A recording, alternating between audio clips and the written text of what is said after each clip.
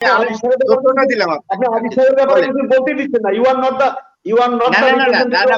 বলেন। আমি জাস্ট তথ্যটা দিলাম যে রিজয়েন্ডার দেওয়া হয়েছে জেনারেল আজিজের পক্ষে। You are not the legal representative of mister Aziz. Mister আজিজকে বলতে দেন, ওনার সাথে ডিবেট করা যাবে। আমরা এই বেনজিরের বিরুদ্ধে, আজিজ সাহেবের বিরুদ্ধে, আসাদুজ্জামান সাহেবের বিরুদ্ধে যে রকম সুগঠিত, সুচিন্তিত, তথ্যবহুল সংবাদ পরিবেশিত হয়েছে, এটি কিন্তু কাঁচা হাতের কোনো সাংবাদিকতা নয়। এটা আমাদেরকে মাথায় রাখতে হবে যে এটি কিভাবে সম্ভব। বেনজির আহমেদের এই সমস্ত আকাশচুম্বী সম্পদের যে পরিমাণ, যে হিসাব আমরা এখন পর্যন্ত দেখতে পাচ্ছি, তা জাতিকে লজ্জিত করেছে। এবং একজন একটা সংস্থার প্রধান হিসাবে সেই আমরা বোধহয় নিঃসন্দেহে লজ্জিত। জিল্লু ভাই তো বেশি লজ্জিত হওয়ার কথা। এই জায়গাতে আমার বক্তব্য যেটি হলো যে সমস্ত সংবাদ মেইন স্ট্রিম সংবাদ মাধ্যমের মাধ্যমে জাতি জেনেছে, আপনি বেনজিরের দুর্নীতির তো অনেকাংশে প্রমাণিত, এবং সরকার সেগুলো অ্যাকশনে গেছে, এবং সরকার সেগুলোকে অলরেডি কাস্টোডিয়ান নিয়োগ করে দিয়েছে, এবং সেগুলো অতএব এটি নিয়ে তো আর ডিবেটের কিছু নেই, তার পক্ষে বলার মতো কোনো কিছু নেই। বেনজির আহমেদের এই সমস্ত আকাশচুম্বী সম্পদের যে পরিমাণ, যে হিসাব আমরা এখন পর্যন্ত দেখতে পাচ্ছি, তা জাতিকে লজ্জিত করেছে। এবং একজন একটা সংস্থার প্রধান হিসাবে সেই আমরা বোধহয় নিঃসন্দেহে লজ্জিত। জিল্লু ভাই তো বেশি লজ্জিত হওয়ার কথা। এটি হলো আমার একটা কথা। দেখেন, আসাদুজ্জামান সাহেব বলেছেন, কিন্তু আসাদুজ্জামান সাহেব শেষ পর্যন্ত কি করেন সেটা আমাদেরকে দেখতে হবে।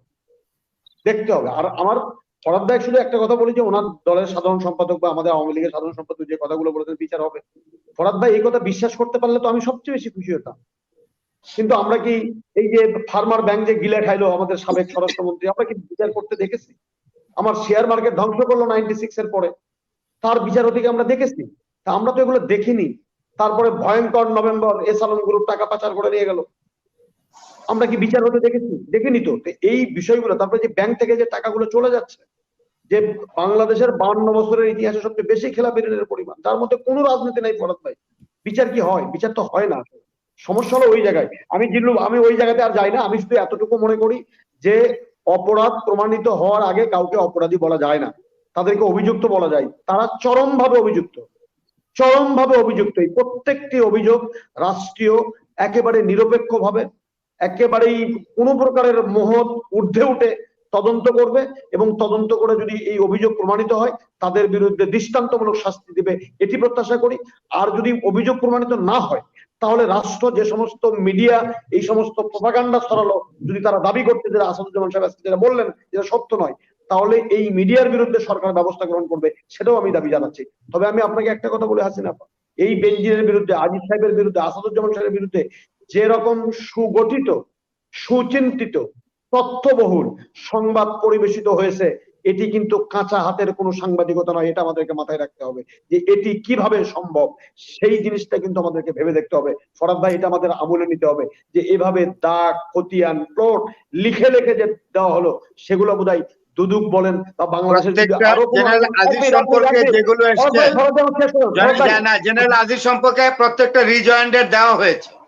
ভাই, আমাকে বলতে হবে আপনি কেন আজিজকে নিয়ে রিজয়েন্ডার অ্যাকসেপ্টেড হয়েছে। না, আপনি আজিজ সাহেবের ব্যাপারে কিছু বলতে দিচ্ছেন না। ইউ আর নট দা বলেন। আমি জাস্ট তথ্যটা দিলাম যে রিজয়েন্ডার দেওয়া হয়েছে জেনারেল আজিজের পক্ষে। You are not the legal representative of mister Aziz. Mister আজিজকে বলতে দেন, ওনার সাথে ডিবেট করা যাবে। আমি আপনাকে এতটুকু বলি ফরাদ ভাই, আপনাকে শ্রদ্ধা রেখে বলছি, রিজয়েন্ডার আজিজ সাহেব দিক, তাতে কোনো অসুবিধা নেই। তার মধ্য দিয়ে এটা প্রমাণিত হবে না যে এই সম্পত্তি আজিজ সাহেবের নয়।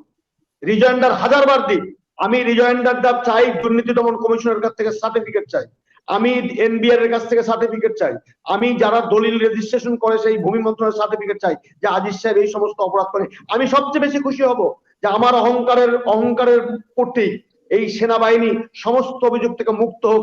ফরাদ ভাই, আমার চেয়ে বেশি খুশি কেউ হবে না, আমি সেটা দেখতে চাই। 2 নম্বরে বলেন ফরাদ ভাই, আপনাকে আরেকটা কথা আমি বলি। আপনি যে বললেন যে উনি নির্বাচন কমিশনের অধীনে থেকে, আপনি নির্বাচন কমিশনের অধীনে থাকেন আর যেখানেই থাকেন, জিল্লুর ভাই, আইনটি হলো যে আপনি সরকারের বৈধ নির্দেশ, আদেশ প্রতিপালন করবেন। আপনি সরকারের কোনো অবৈধ আদেশ প্রতিপালন করতে আইনগতভাবে আপনি বাধ্য নন, আমি যতটুকু আইন জানি। তাহলে কেন আপনি কোন বাহিনীর প্রধান, আপনি নির্বাচন কমিশন যদি কোনো অন্যায় আদেশ দিয়ে দেয়, আপনি সেটা প্রতিপালন করে বলবেন যে আমি তার এই কাজটি করতে বাধ্য। এটি বোধহয় আইনেও টেকে না, নৈতিকতাও একদম টেকে না। আমার প্রশ্ন হলো উনি কেন এই কথাটুকু বললেন যে 47 বছরের জীবনে এত ভালো নিউজ হয়েছে দেখেননি? আপনি কি ভুলে গেছেন মাহমুদুর রহমান নন না ডাকসুর ভিপি, আমার এলাকায় বাড়ি। উনি হোটেল নাচ গার্ডেন নামে একটা হোটেল ছিলেন, সেখান থেকে বের হয়ে ওনার নিজের ভোটটা দিতে পারেননি। কি করে সুষ্ঠু নির্বাচন হলো? সাবেক আইনমন্ত্রী তার নিজের ভোটটা দিতে পারেননি, জয়নাল আবেদিন সাহেব দিতে পারেননি, ওই লক্ষ্মীপুর ওই এলাকাতে মানুষ তো ভোট কেন্দ্রে যেতে পারেনি, প্রার্থীরাও বাড়ি থেকে বের হতে পারেননি। আপনি কি করে সুষ্ঠু বলেন? আর ওনাকে এই কথা বলার জন্য কি উনি অথরাইজ ছিলেন নির্বাচন কমিশনের কাছ থেকে যে 47 বছরে ভোট সুষ্ঠু হয়েছে না সুষ্ঠু হয়নি? এই বিষয়গুলোকে ওনাকে ছোট করেছে। একজন মানুষের ভালো দিকগুলো তো বলবো, কিন্তু তার খারাপ দিক হলে সেটা বলবো না, সেটাও কি খারাপ হয়ে যাবে? এটা কিন্তু হবে না। আমি জিল্লু ভাইয়ের কাছে বলি, জিল্লু ভাই দেখেন প্রক্রিয়ার গলত আমাদের দেশে আছে, আপনি করবেনটা কি? আমরা 50 বছরে এখন পর্যন্ত বাংলাদেশের একটা সুষ্ঠু শিক্ষা নীতি তৈরি করতে পারিনি। 50 বছরে আমরা কখনো এমসিকিউ, কখনো কন্টিনিউয়াস ইভ্যালুয়েশন, কি সব হাজিবাজি করছি আমরা আজ পর্যন্ত দাঁড়াতে পারি। আমার ফরাদ ভাই খুব গর্ব করে বললেন যে নটরডেম কলেজ এমন একটি কলেজ সরকারের বোর্ড টোটকে মানে না। অত্যন্ত আপত্তিকর কথা, অত্যন্ত আপত্তিকর কথা। আমার দেশের শিক্ষা ব্যবস্থা কিভাবে পরিচালিত হবে আর না হবে সেটা আমার দেশের আইন অনুযায়ী সেটা পরিচালিত হবে, অবশ্যই সেটা হবে। ক্রিশ্চিয়ান ম্যানেজমেন্ট আপনি বলেন ফরাদ ভাই আপনাদের তো অনেক কথা আছে, আপনারাই ঠিক আছে আপনি বলবেন ফরাদ ভাই প্লিজ। এটি হলো বিষয় যে আমরা এটা করতে পারিনি। আর প্রক্রিয়ার মধ্যে আমাদের টোটাল শিক্ষা প্রশাসন যে আছে, শিক্ষা ব্যবস্থাপনা আছে, সেটি তো অব্যবস্থাপনায় ভরা। জিল্লু ভাই আপনি করবেনটা কি? আপনি আজিজ সাহেবকে আইনগতভাবে ধরার সুযোগও নাই, আর আপনি ধরতেও পারবেন না। আমি ধরতেই বা যাবো কেন? যদি আমার সিস্টেমে যদি গলত থাকে তাহলে সেই সিস্টেমটাকে ভালো করার দায়িত্বটা আমাদেরকে নিতে হবে। যে দেশে ভাইস চ্যান্সেলর নিয়োগ হয় কে জিন্দাবাদ বলে আর কে জয় বাংলা বলে, এটি হলো ভাইস চ্যান্সেলর নিয়োগ হওয়ার মুখ্য ক্রাইটেরিয়া। সেই দেশে আপনি কি আশা করেন আমাকে বলেন।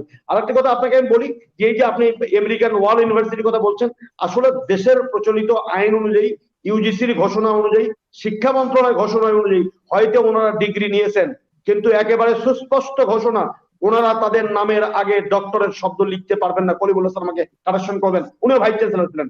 এবং এই ডিগ্রি ব্যবহার করে কোনো পদোন্নতি, কোনো চাকরি, কোনো রাষ্ট্রীয় সুযোগ সুবিধা কোনোটাই গ্রহণ করতে পারবেন না।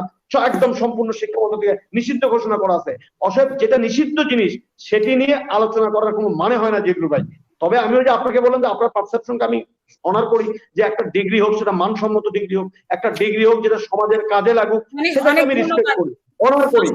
এই যে আমি একটা কথা বলি যে দেখেন আমি পরিচয় শুধু এটি কেন, শুধু আসাদুজ্জামান কেন, আজকে দেখলাম যে 15 লক্ষ টাকা দিয়ে খাসি কিনছে এক এনবিআর এর সদস্য, তাকে আপনি ধরবেন না।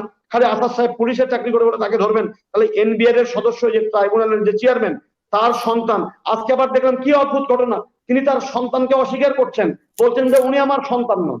ফেসবুকে দেখলাম এখন ডিএনএ টেস্ট করার মতো অবস্থা হয়ে গেছে, যে উনি এখন এমন ভাবে ভোগড়িয়ে গেছে, জানি না সত্য মিথ্যা জানি না, যখন জনগণ দাবি করছে তাহলে ওই বাপের এবং এই ছেলের তাহলে ডিএনএ টেস্ট করা হোক, যে একজন এনবিআর এর সদস্য উনি 78,000 টাকা বেতন পান, কলিমুল্লাহ স্যার উনি 78,000 টাকা পান। আমি 13 বছর হলে এক জায়গায় আটকে আছি, 76,490 টাকা বেতন পাই, আমাদের বেতন বাড়ে না। তাহলে এই 78,000 টাকা বেতন হাউসডেন্টের ওনার 1,15,16,000 টাকা বেতন হওয়ার কথা। তার সন্তান কি করে তার বাড়ির সামনে 4টি যে কোটি কোটি টাকার গাড়ি এবং এই যে 15 লক্ষ টাকার ছাগল, তারপরে 50 লক্ষ টাকার গরু, এগুলোর টাকাগুলো কোত্থেকে আসে?